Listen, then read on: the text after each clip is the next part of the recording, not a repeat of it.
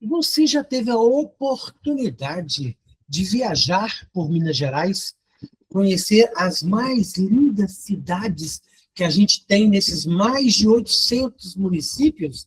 São vários tipos de rotas, né, de trilhas que a gente pode fazer, desde as cidades históricas, as cidades do ouro, Circuito das Águas. Mas uma coisa que também faz a gente viajar, e eu espero que você que está nos assistindo no canal do YouTube, você que está nos ouvindo aí no podcast, faça muito, é a viagem através da imaginação, permitindo que os livros, a literatura em geral, te leve para os lugares mais diferentes. É por falar em literatura, temos também os poemas, né? A poesia da vida que ganha corpo nas palavras e vão preencher os papéis, muitas vezes as redes sociais, e para a gente traz, às vezes, tanto aconchego ou questionamento, ou estimula a nossa reflexão, na verdade. E muita gente, poetas, poetisas, usam esse espaço para deixar externalizar, trazer para fora aquilo que nos move. Muitas vezes são preconceitos, muitas vezes é amor, muitas vezes é a luta por aquilo que se acredita. E a gente tem visto tantas questões ligadas à diversidade, a questão em relação aos preconceitos comportadores de vários tipos de problema, né, os chamados PCD, questões ligadas ao feminicídio e tantas outras. E muitas delas fazem parte da história da nossa entrevistada.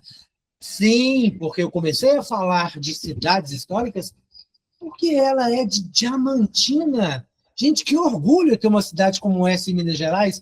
No Brasil, fala a verdade, Diamantina, Tiradentes, Ouro Preto, que lindo. E se você não conhece, vai lá, porque eu, inclusive, estive aonde essa autora poeta nasceu, chama-se Extração. Faz parte de Diamantina, mas também muito conhecida como Curralinho. Gente, assim como um nome tão pitoresco, tão diferente, que cidade bucólica, encantadora, para quem gosta de ver coisas diferentes, conhecer os rincões aí dos nossos países. E digo mais, tá? A novela Irmãos Coragem, lembra? Você não lembra? Pesquisa na internet. Parte dela, muitas partes dela foram gravadas lá. E aí nós já vamos conhecer a nossa graduanda em filosofia, em letras, em direito.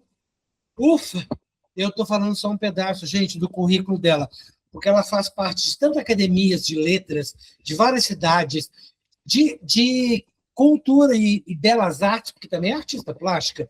Né? Eu não sei onde que ela tira tanto tempo para dar conta de fazer tudo. E ainda teve a oportunidade de criar a Casa do Poeta. Fica lá em Curralinho, sim, lá dentro de Diamantina. Se você for lá, não vai deixar de passar por lá e fazer uma visitinha. Para Beth Guedes, sim, ela está com a gente. E já vamos começar a perguntar para ela, Beth, como que a poesia entrou na sua vida? A poesia é o sentimento do coração, da alma, é o encantamento, onde o poeta busca, através do cotidiano, esse abraço de sensibilidade com as palavras. Como Edmilson disse, eu nasci no distrito de Extração Curralinho, e é um cenário de poesia. Um grupo escolar no distrito de Extração Curralinho, onde eu nasci, numa escola pública que não tinha biblioteca.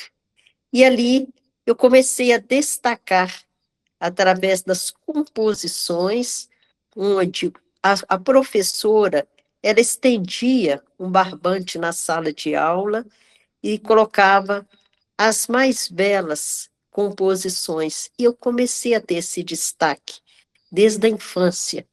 Mas muito antes de ser alfabetizada, eu, com Raminho, eu tenho até um poema que fala num dos meus livros, o Sopro do Belo, em que eu falo o seguinte: com o raminho eu escrevia no chão, no fogão, na roupa, tentando expressar algo que estava no meu coração, no meu sentimento.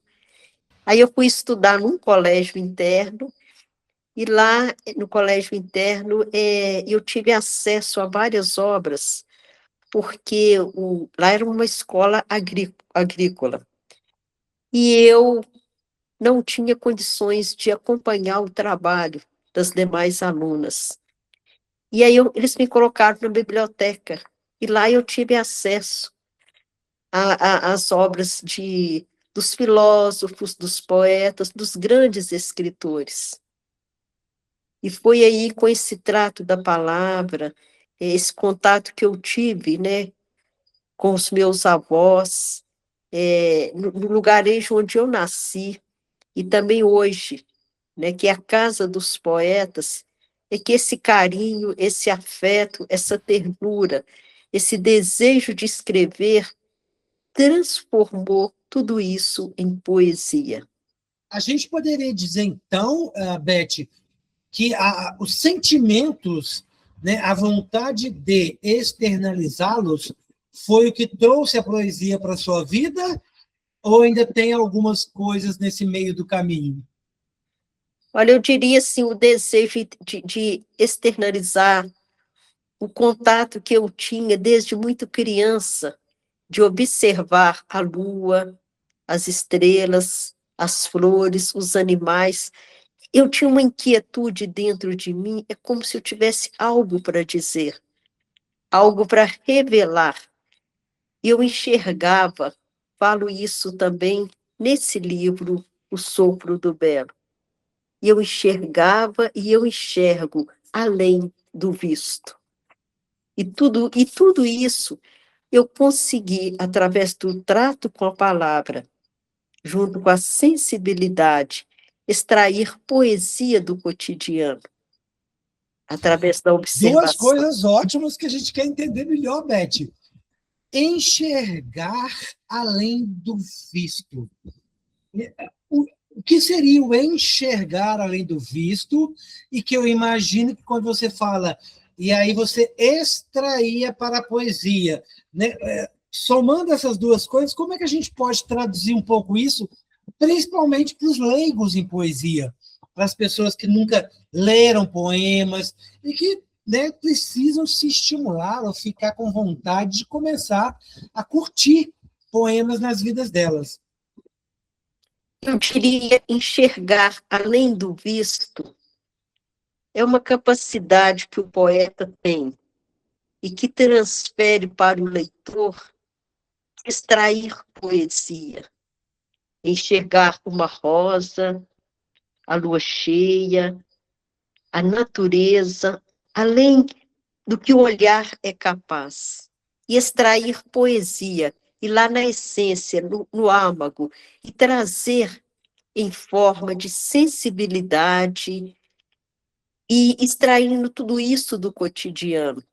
É olhar para a dureza do cotidiano, do dia a dia, mas colocar uma leveza, um encantamento, uma doçura, que as palavras que eu consigo, através da poesia, guiar o leitor neste caminho, extrair doçura, leveza e encantamento, enxergar algo que o leitor não está conseguindo enxergar, mas que ele sente tocado através do poema. Essa é é o meu trabalho com a poesia. É tanto que eu tenho. Vamos aproveitar esse trabalho, você já vai continuar. Vamos aproveitar esse trabalho com a poesia que você está citando e vamos então aproveitar para ouvir, porque você escreveu poemas sobre o fato de escrever poemas. Sim, criação está nesse livro aqui, A Palavra. Criação. Somente os ouvidos aguçados conseguem escutar o soluço de vida no coração enigmático das palavras. Na inércia dos dicionários, elas espiam os homens. Elas nomeiam seres e coisas. Sequer conseguem sentir o calor dos braços num abraço. No entanto, as palavras trazem no âmago toda essência, matéria e forma de tudo quanto existe ou existirá no mundo caduco de gerações novas. Saliva, paladar, palavra. No céu da boca nasce uma estrela, poesia.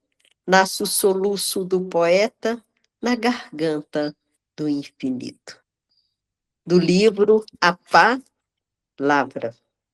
Não, eu tô em êxtase, porque tem como explicar para quem está nos assistindo, para quem está nos ouvindo, como é que a gente consegue escrever isso? Como é que se coloca a poesia da vida no papel desse jeito? Escrever, escrever sobre a própria poesia. Né? Quando eu digo somente os ouvidos aguçados conseguem escutar o soluço de vida no coração enigmático das palavras, eu estou dizendo de uma palavra viva, de uma palavra que ela traz toda a poeticidade, todo o sentimento, emoção que encarna na poesia. Então, é esse trabalho que o poeta faz de lavrar a palavra. Um poema nunca está pronto, nunca está pronto, porque ele é um poema aberto, onde o leitor vai concluir ou vai deixar também em aberto. Então, é uma poesia que fala da própria poesia, fala desta criação de desnudar o belo através das palavras, colocando sentimento. E muitas vezes o poeta ele não consegue dizer tudo o que está querendo dizer. Então, deixa na mão do leitor. E o leitor, com a sua experiência de vida, com a sua história, com o seu sentimento, ele vai colocando mais vida. Ele vai trabalhando este poema. E assim, é como o ciclo da vida que vai se renovando com novas experiências, novas histórias, novo sentimento do mundo.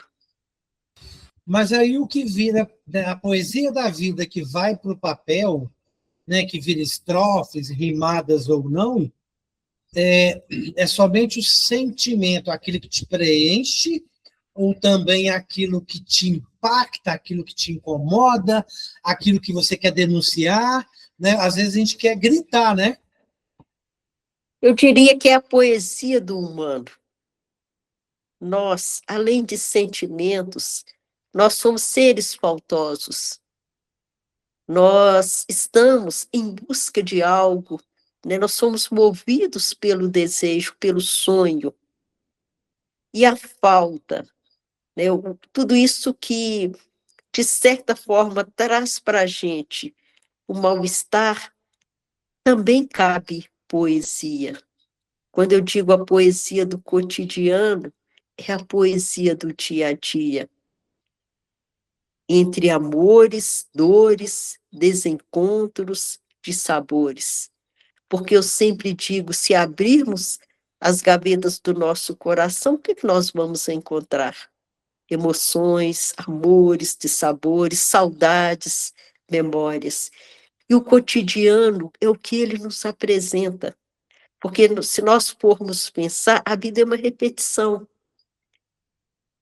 Ela acontece todos os dias da mesma forma. Então é preciso ter um olhar diferenciado, uma maneira de enxergar, e que a arte, ela tenta suprir essa parte que nos falta. São as mazelas sociais. Por isso, no sarau que eu promovo, é o que eu chamo o sarau da inclusão, Lá está o negro, está as pessoas do grupo da diversidade, pessoas com deficiência e a mulher, porque a arte é uma linguagem universal. E ali eu quero que esta minoria tenha o respeito através dos artistas, do público, que estas pessoas sejam aceitas numa sociedade que quantas vezes é intolerante. Então, eu abro esse espaço para o sarau.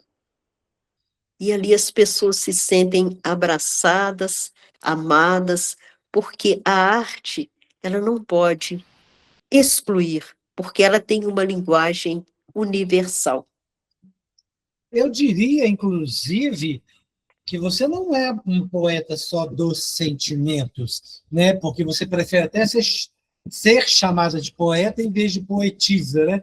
Que você não é uma poeta dos sentimentos, você é uma poeta daquilo que te atravessa, né? Quer seja o sentimento, quer seja as coisas que precisam ser denunciadas, comentadas, alertadas. E eu queria, antes de entrar na diversidade e na questão da inclusão, te perguntar ou abrir com você uma das gavetas do seu coração, porque imagino que este último livro que você lançou, As Flores de Minha Mãe, né, dizem respeito a uma grande gaveta do seu coração. Né? Como é que esse livro surgiu? E aí depois queria que você lesse para a gente também uma poesia desse livro. Esse livro, As Flores de Minha Mãe, é uma homenagem que eu faço à minha mãe, Maria Geralda Cruz Guedes. Eu nasci sem o acetábulo da perna esquerda. Até os 2 anos, não se tinha perspectiva que eu fosse andar. Então, eu engatinhava. E eu comecei a andar segurando na perna da minha mãe. Então, minha mãe ia cuidar do jardim, ela me levava. Foi nesse momento que eu acredito que o meu olhar se aguçou, que eu olhei e enxerguei o jardim das flores de minha mãe. Que carinho que a minha mãe tinha com um copo de leite, com as dálias, com o brinco de princesa. Quando eu lancei este livro, As Flores de Minha Mãe, eu estava acompanhando a minha mãe num tratamento. Ela estava fazendo, e aí eu falei com ela.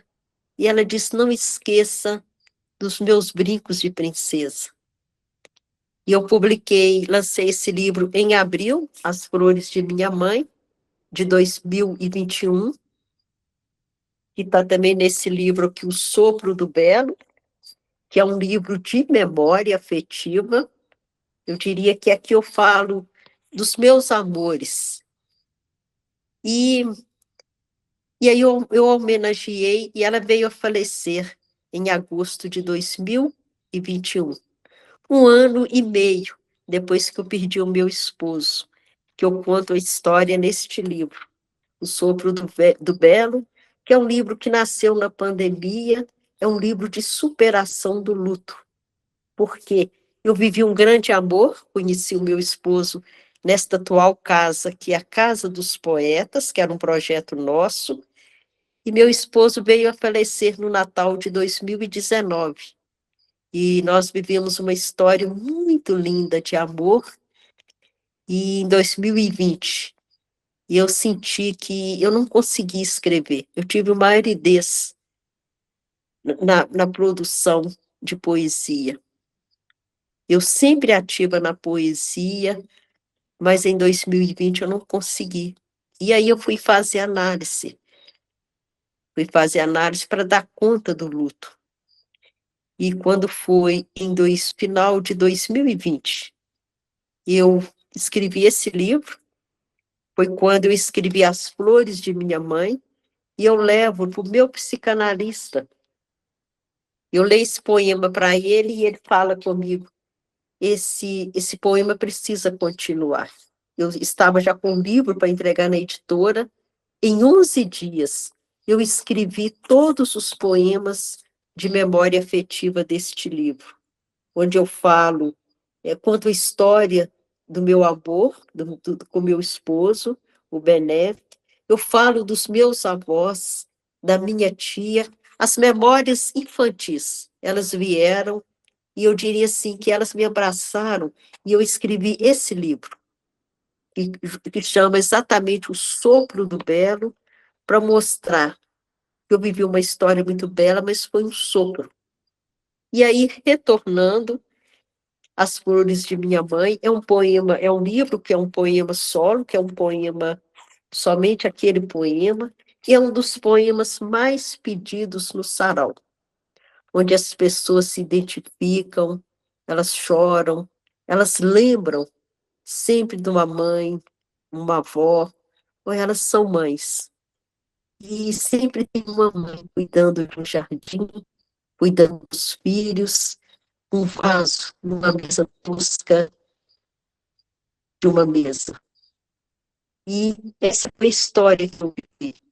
A história de uma criança que nasceu com deficiência e que, naquele momento, segurando uma das pernas da minha mãe para caminhar, para ficar em pé, eu acredito que naquele momento eu enxerguei a poesia das flores e que ela veio aflorar na minha vida, na maturidade, que ela veio justamente me abraçar e que eu tenho uma alegria de ter tido a oportunidade de homenagear a minha mãe em vida, que logo depois ela veio a falecer. Vamos ler, então, um pedaço desse poema, já que todo livro é um poema, né, o trecho que você separou para que a gente possa conhecer. As Flores de Minha Mãe. Para minha mãe, Maria Geralda Cruz Guedes, em memória. As flores de minha mãe. No terreiro de terra batida, minha mãe cultivava flores. Dália, copo de leite, brinco de princesa. As flores de minha infância. O brilho das folhas verdes refletiam os raios de sol. Gotículas escorriam livres, brincavam na poesia do dia. Minha mãe, entre canteiros, cuidava dos filhos e das flores. Era jardineira da saudade, regando os canteiros de ontem. Na mesa tosca da varanda, havia sempre um vaso florido. Dália, copo de leite, brinco de princesa, inspirando versos ao amanhecer. No olhar para sempre o jardim, conduz a menina pela mão. E ainda ouço a voz de minha mãe, admirada com novas cores de dália. Quando a lua nascia cheia, por detrás da serra da Vila Rica, a inspiração inundava meu ser.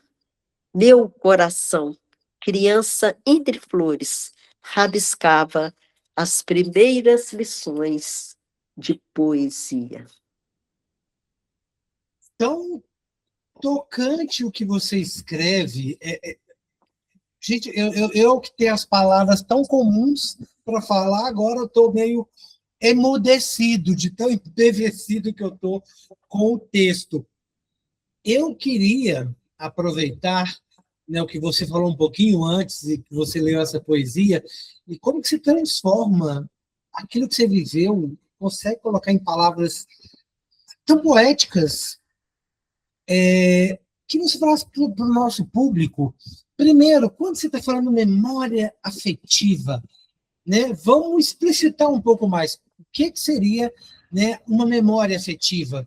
Para as pessoas que ainda não têm esse contato, esse vínculo com a poesia, entender melhor, e como que muitas vezes muitos poetas falam de memória afetiva, emendando quem são os amores, né? Você já falou do marido, Bené, o seu esposo, da mãe, e parece com uma avó e uma tia nesse outro livro, né? Se tem mais alguém ou não, que você cita nesse outro livro, que foram as pessoas que te estimularam a escrever essas poesias desse outro livro que você mostrou.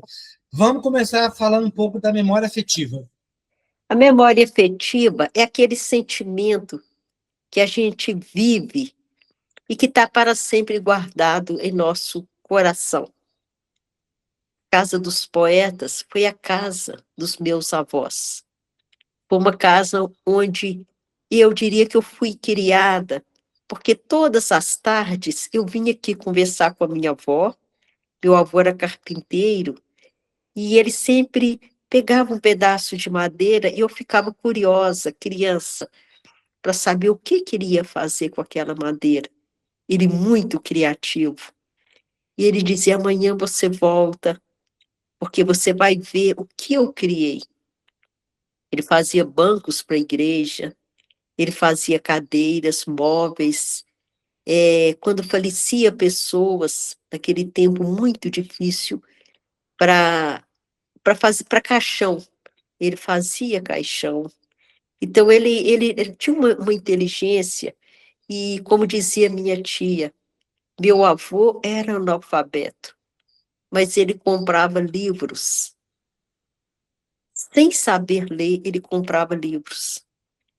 E nesta casa onde eu estou hoje, aqui tem as ferramentas do meu avô, os móveis que eu mandei restaurar, a cama de casal, tem aqui os tecidos do meu avô, da minha avó, tem aqui os tecidos da minha tia,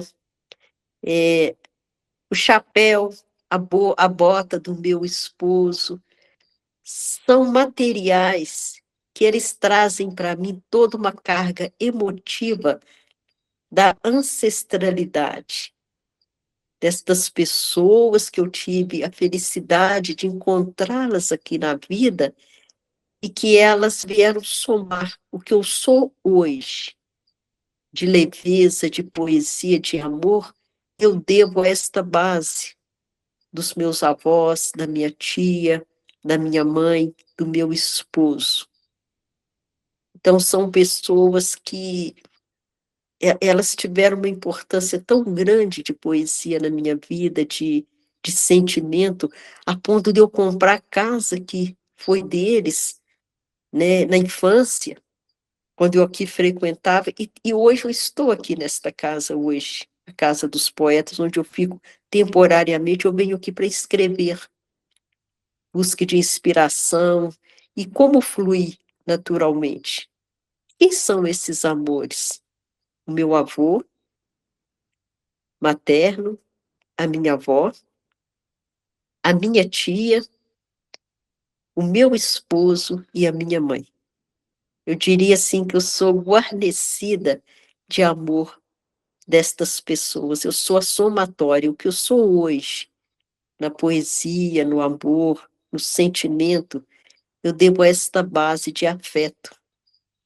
E que eu acho muito interessante que, por eles, eu não sabia que eu tinha uma deficiência na infância. Né? Eu não sabia. E tem uma cena muito interessante, que eu estou escrevendo um livro de uma galinha teteia. A minha mãe, muito sábia, para que eu pudesse andar, ela me deu uma galinha. E aí eu tive assim, uma desenvoltura, porque eu era assim, muito... ela usava o termo, muito arteira, no sentido de ser muito dinâmica, de correr, e essa galinha me ajudou a desenvolver. Mas algo interessante, essa galinha também mancava. Então eu conversava com a galinha e dizia: só nós duas caminhamos direitinho, o restante não. Então eu vivi nesse mundo sem ter consciência da minha deficiência. Por isso que mostra a inclusão, a aceitação. E depois essa galinha veio a falecer, e que também me ensinou, né, a lidar com a perda. Hoje eu estou escrevendo esse livro.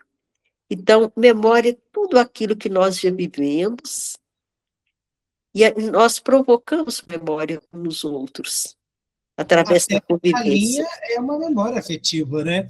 Sim, E, né, já estou vendo que isso é uma novidade, você vai enveredar pela literatura infantil, está me parecendo, pelo que você está contando. E antes de você confirmar isso, eu queria perguntar para você essa questão de como que as memórias afetivas, os amores, entrelaçam as suas obras. Ou as suas obras ficam só no papel, nos textos, ou você também trabalha com outras questões ligadas à área mais das belas artes?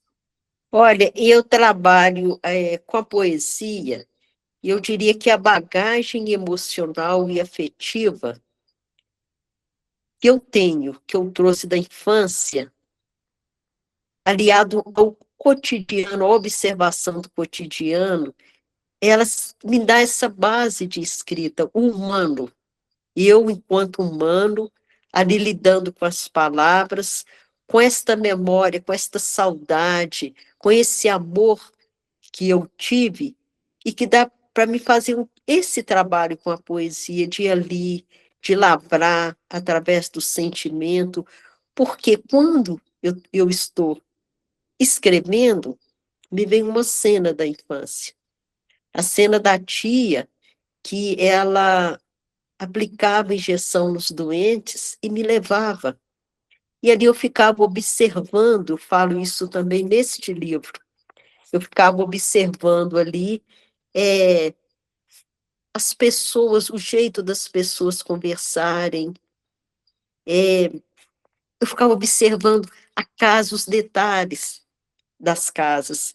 Isso tudo serviu e serve hoje como material, porque isso vem à tona, quando eu estou produzindo, essas memórias, elas vêm, e aquilo que parecia tão simples se transforma em poesia.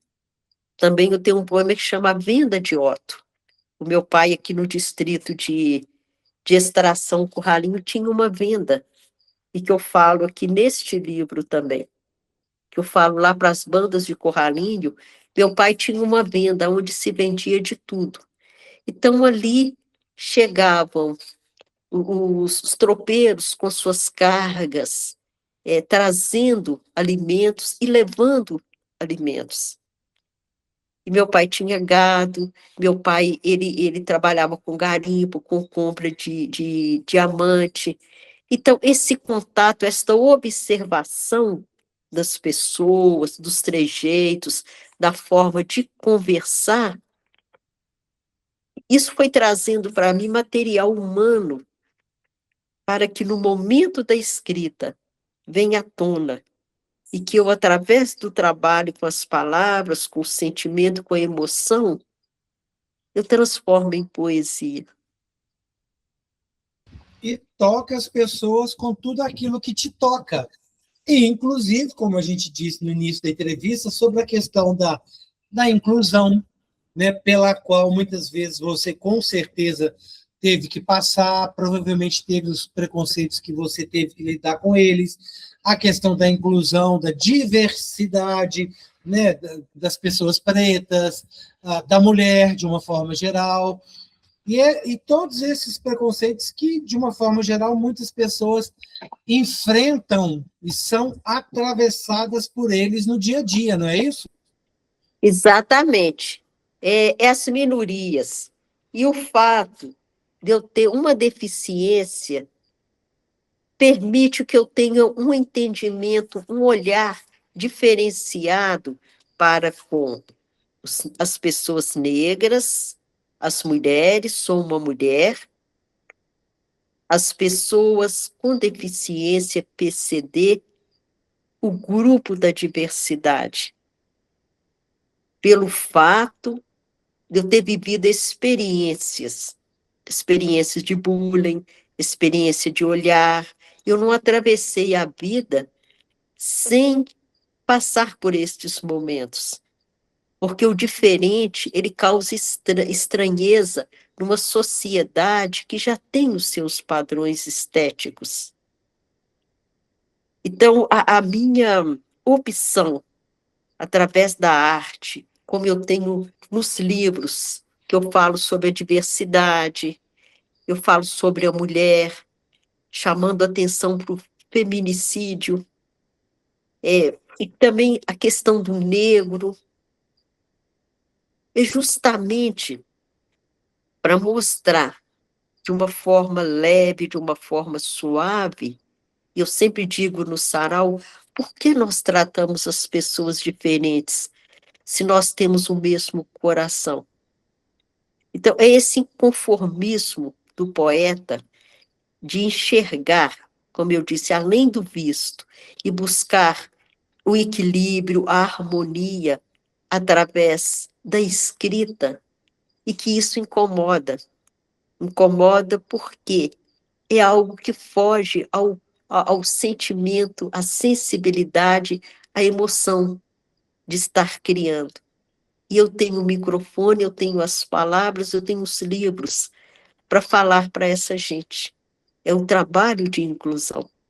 Porque senão. E, inclusive, de resgatar nas pessoas os sentimentos adormecidos, às vezes tirá-las da zona de conforto e da acomodação com essas, né, com as suas palavras, com as ferramentas e armas que você luta, que é o poema.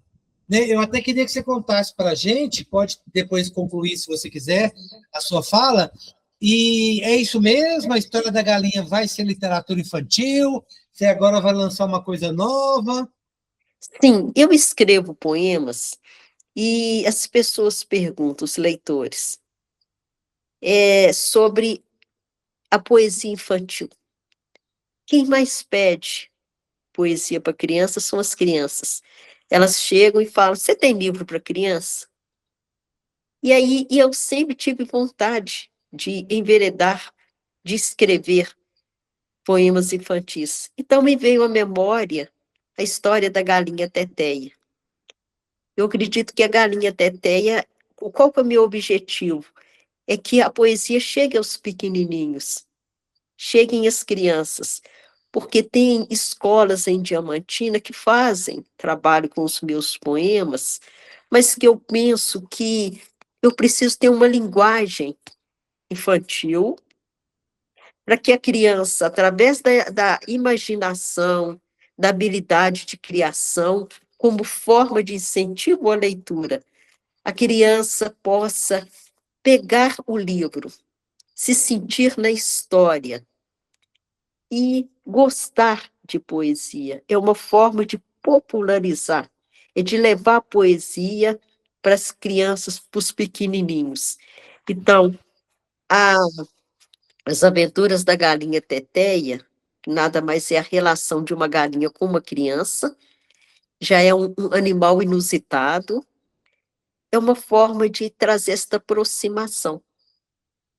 A criança com a poesia, com o animal, e fazer essa releitura, para que a poesia ela não seja vista como algo, não só pelas crianças, pelos jovens, pelos adultos, como algo elitizado, difícil, né? A poesia ela não tem que ser obscura, ela não tem que ser algo inacessível, porque ela é sentimento.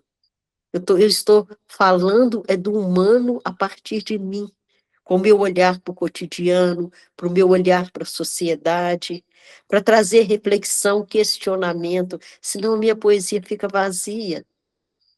Eu preciso E como a ser sua poesia porta-voz. não é vazia, está cheia de caminhos para a gente trilhar, o que é incrível, que eu adorei a sua resposta com tudo que você explicou, porque muitas vezes as pessoas que estão nos ouvindo, gente, por favor, vocês que estão aí nos ouvindo no podcast, quem está nos assistindo no canal, a poesia não tem que ser uma coisa para muita gente que eu já ouvi falar que a poesia é pesada, a poesia tem palavras difíceis, a gente não entende a poesia.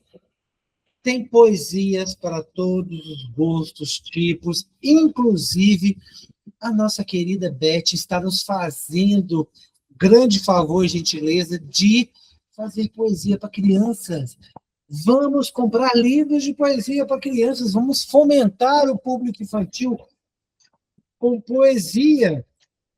E eu vou pedir para a Beth nessa reta final, lê para a gente já o último poema que ela separou para a gente, para a entrevista, para a gente poder conhecer mais o que é a poesia, o que são os poemas, porque, na verdade, a poesia é o que está na nossa vida, e o poema é aquilo que vai para o papel.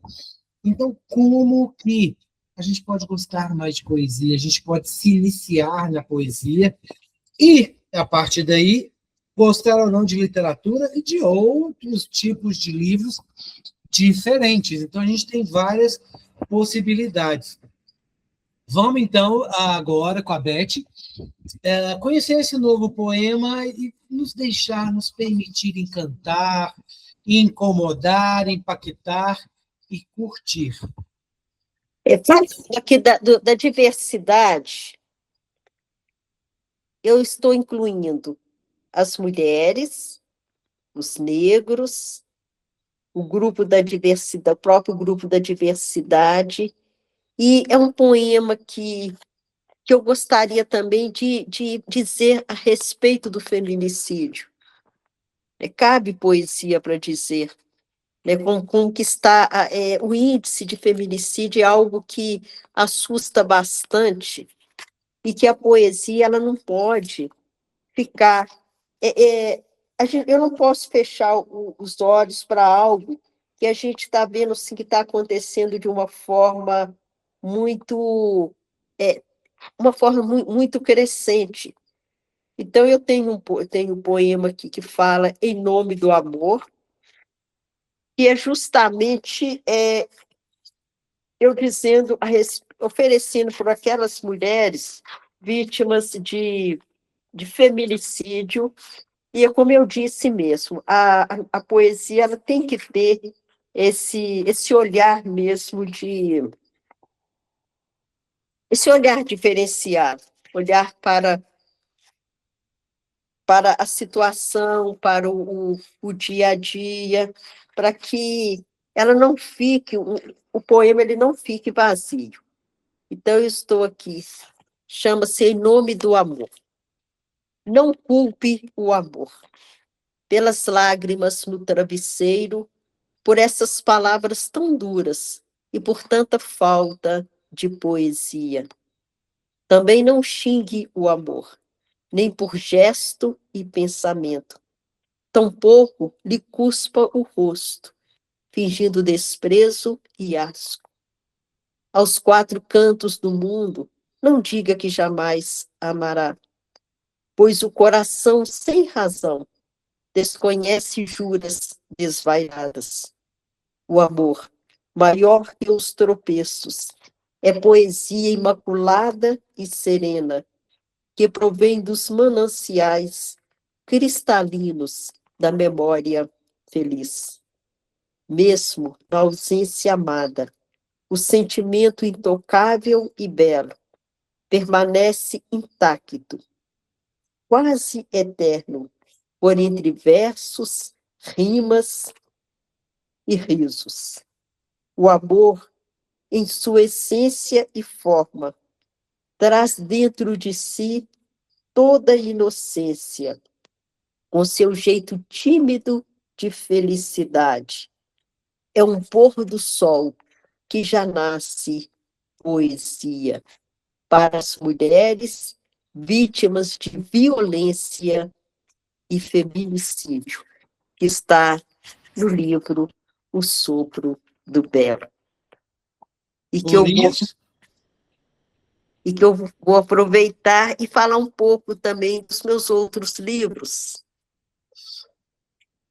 O primeiro livro, Viver é Isso e Algo Mais. Ele surge na década de... Ele surge na década de 80, quando eu mudei do distrito de extração para Corralinho, tinha 17 anos, eu mudei para Diamantina. Fomos para estudar e trabalhar. E ali eu tive contato com os músicos, com os poetas de Diamantina, num projeto que se chamava Poesia no Beco, Arte no Beco, que era lá no Beco do Mota. O Beco do Mota, que no passado, inclusive foi cantado por Milton Nascimento, né, que fala: Diamantina é o beco do Mota, o Brasil é o beco do Mota. Era uma área de zona boêmia, de prostituição, e ficava no centro de Diamantina. E vinham mulheres do Brasil inteiro, aqui em Diamantina, os diamantários, uma riqueza que tinha muito grande aqui em Diamantina, de ouro. Então, essas mulheres vinham para Diamantina, e essa zona boêmia, ela perdurou durante anos. Na década de 80 já não tinha mais. E nós íamos para lá para recitar poesia, colocar poesia nos bares, nos postes. E nesse movimento, inclusive nesse movimento, nasce o GIED, que é o Grupo de Incentivo ao Escritor Diamantinense. Eu fui uma das cofundadoras e presidente, e que começou esse movimento na música, na literatura, na poesia, e que eu chamo de a nossa Semana de Arte Moderna, onde a gente queria ali mostrar, né, a nossa arte. Então, desse movimento nasceu o livro Viver é Isso e Algo Mais, meus primeiros poemas. Depois veio A Palavra. É um livro que fala da pá que lavra sentimento, que lavra emoção, para que nasça o verso, a estrofe, o próprio poema. Depois vem A Leveza da Vida em Versos, o meu olhar enquanto poeta diante da vida, um olhar de leveza, um olhar de suavidade, um olhar de poesia. O Sopro do Belo, que é um livro que nasce no luto, que nasce na pandemia, é um livro forte, é um livro que está aqui contando história, a história da poeta, a história dos personagens, a história da vida. Caligrafia do Entardecer. É um livro que fala dessa escrita, quando eu faço uma comparação com a vida, que vai entardecendo e que nós vamos escrevendo ao longo da nossa história, tudo aquilo que faz parte do nosso sentimento. E a caligrafia da nossa própria existência. É o entardecer, que sempre haverá, sempre tem um outro dia para que a nossa história continue. Sempre tem um entardecer, um anoitecer e um amanhecer. Depois vem Memória do Tempo, é um livro que faz parte de uma coleção com 55 autores. Eu recebi um convite para que esses livros fossem, chama a coleção Infame Ruído, para que fossem distribuídos em escolas do Vale do Jequitinhonha de melhor índice humano, de desenvolvimento humano. E a escola que eu estive lá fazendo um trabalho com os professores foi Icaraí, no Vale do Jequitinhonha. E depois, esse livro aqui, As Flores de Minha Mãe, que somam essa coleção que eu falo de livros filhos, porque eles têm a minha história, a história de quem eu já convivi, de quem eu convivo, a história do mundo, da letra, da palavra, do sentimento e da emoção. E do amor.